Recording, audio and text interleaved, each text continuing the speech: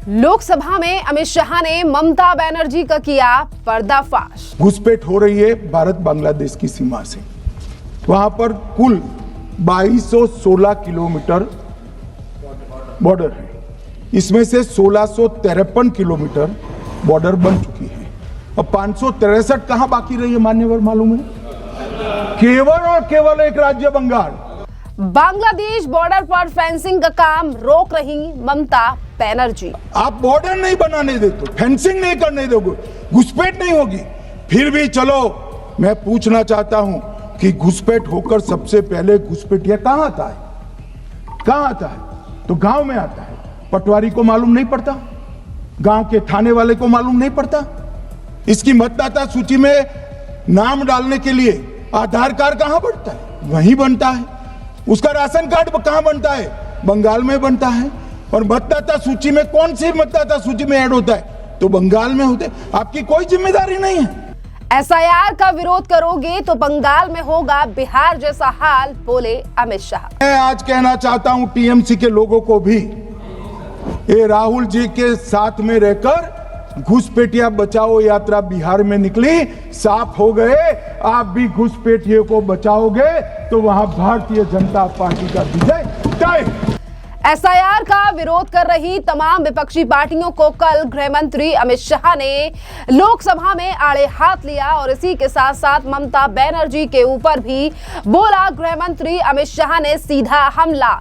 आपके लिए बता दें कि जिस तरीके से ममता बनर्जी पश्चिम बंगाल में एसआईआर का लगातार विरोध कर रही हैं और इन्हीं तमाम मामलों को उठाते हुए गृह मंत्री अमित शाह ने ममता बनर्जी पर घुसपैठियों का सहयोगी करार दिया है ममता बनर्जी को।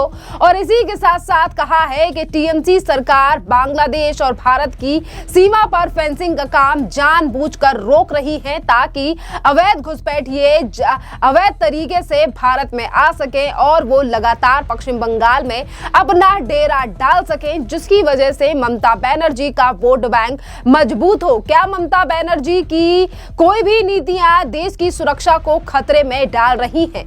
ये तमाम सवाल गृह मंत्री अमित शाह के द्वारा पूछे गए हैं और सुनिए क्या कुछ कहा है कल लोकसभा में गृह मंत्री अमित शाह ने। सुनिए बयान। यह देश एक बार जनसांख्यिकी के आधार पर बंट चुका है और हम नहीं चाहते कि आने वाली पीढ़ी ये देश के भी बंटवारे दिखे।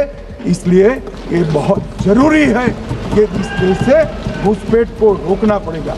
मान्यवर, ये कहते हैं कि घुसपैठ हो रही है, भारत सरकार की जिम्मेदारी नहीं है। मान्यवर, मैं आज बताना चाहता हूं, घुसपैठ हो रही है भारत बांग्लादेश की सीमा से। वहां पर कुल 2216 किलोमीटर बॉर्डर है। इसमें से 1653 किलोमीटर बॉर्डर बन चुकी है। अब 563 कहां बाकी रही है मान्यवर मालूम है? केवल और केवल एक राज्य बंगाल। आसाम का पूरा हो गया, मेघालय का पूरा हो गया, त्रिपुरा का पूरा हो गया, जम्मू कश्मीर का पूरा हो गया, पंजाब का पूरा हो गया, राजस्थान का पूरा हो गया, गुजरात का पूरा हो गया। खाली बंगाल का बाकी रखा है। और मैं आज कहना चाहता हूं टीएमसी के लोगों को भी, ये राहुल जी के साथ में रहकर घुसपैठिया बचाओ यात्रा बिहार में निकली, साफ हो गए। आप भी घुसपैठियों को बचाओगे तो वहां भारतीय जनता पार्टी का विजय तय। मान्यवर, ये कहते हैं कि घुसपैठ क्यों हो रही? आप बॉर्डर नहीं बनाने देते, फेंसिंग नहीं करने दोगे, घुसपैठ नहीं होगी।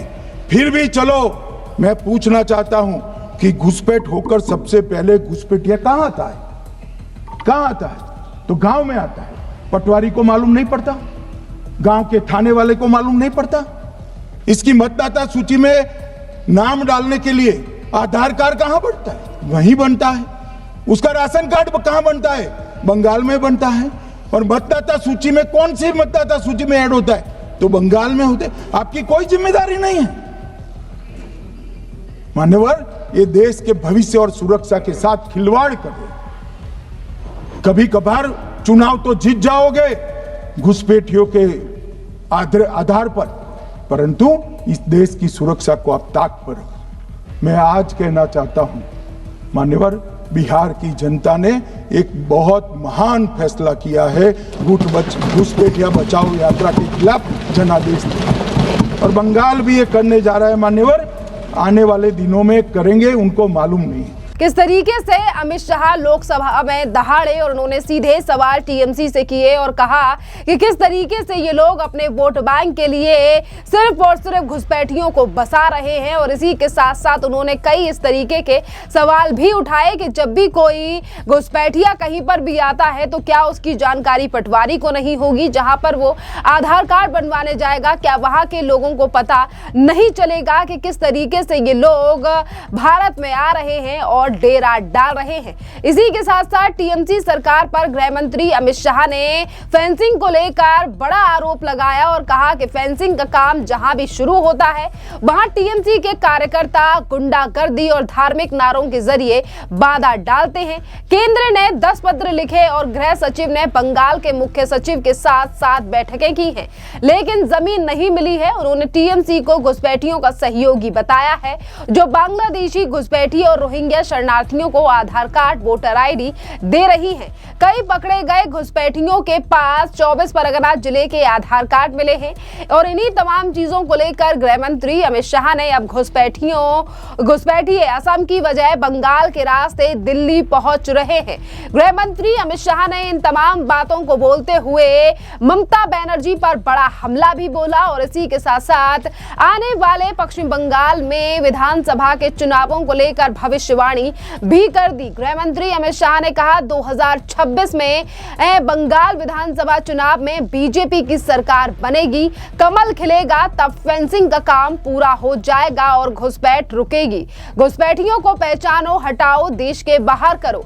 हम एक भी घुसपैठिए को वोट नहीं देंगे और ना ही तो वे। और उन्होंने विपक्ष पर भी हमला बोलते हुए कहा कि टीएमसी की नरमी की वजह से आज लोकतंत्र खतरे में है।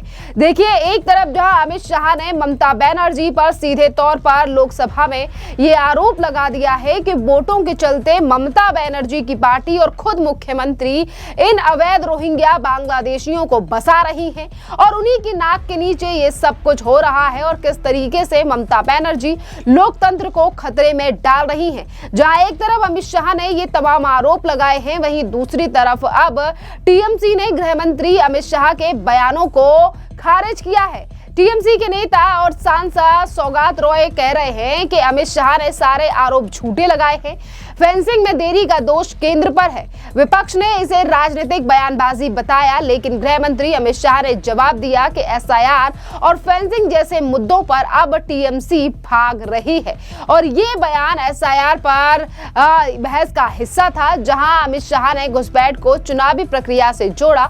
अगस्त 2025 में बंगाल सरकार ने 77 किलोमीटर बीएसएफ को जगह सौंपी थी, लेकिन अमित शाह के अनुसार कुल बाकी काम अभी भी अटका है और कई ऐसे इलाके हैं जहां पर अभी तक बांग्लादेश और भारत के बीच का जो बॉर्डर है, जो पश्चिम बंगाल के इलाकों से होकर गुजरता है, वहां पर अभी तक फेंसिंग नहीं हुई है। और आपके लिए बता दें कि ये मामला कोर्ट में से भी लगातार ममता बनर्जी के ऊपर फटकार कई बार पड़ चुकी है कि किस तरीके से केंद्र के द्वारा पैसा दिया जा चुका है, पर इसके बावजूद भी मीटिंग भी की जा रही है, पर ममता बनर्जी सरकार इस बॉर्डर के लिए फेंसिंग करने के लिए, जगह देने के लिए तैयार नहीं है। तो ये दिखा रहा है कि किस तरीके से ममता बनर्जी जानते हुए भी कि किस तरीके से बांग्लादेश, म्यांमार से तमाम लोग भारत में एंट्री कर रहे हैं, अवैध तरीके से घुस रहे हैं, ना फेंसिंग होने की वजह से, फिर भी इसे कितना ढीला तरीके से लिया जा रहा है। आपके लिए बता दें कि जिन इलाकों में अभी तक फेंसिंग